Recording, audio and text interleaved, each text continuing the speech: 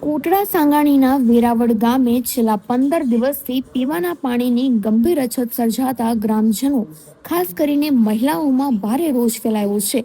બુધવારે મોટી સંખ્યામાં મહિલાઓએ વેરાવળ ગ્રામ પંચાયત કચેરીએ પહોંચી ઉગ્ર વિરોધ પ્રદર્શન કર્યું હતું. ગામમાં સરપંચનું પદ ખાલી હોવાથી જવાબદાર અધિકારીઓની ગેરહાજરી વચ્ચે મહિલાઓએ પાણી પુરવઠો તાત્કાલિક પૂર્વવત કરવાની માંગ સાથે ભારે હોબાળો મચાવ્યો હતો.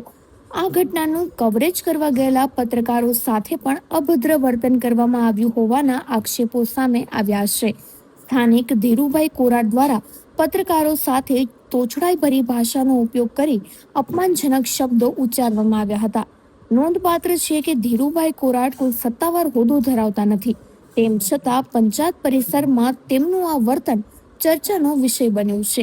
ગામમાં પાણીની સમસ્યા અને પત્રકારો સાથેના અસભ્ય વર્તનને લઈને ગ્રામજનોમાં રોષની લાગણી જોવા મળી રહી છે. સ્થાનિકોએ તંત્ર પાસે પાણીની સમસ્યાનું તાત્કાલિક નિરાકરણ લાવવા અને સમગ્ર મામલે જવાબદારો સામે યોગ્ય તપાસ કરીને કાર્યવાહી કરવાની માંગ કરી છે.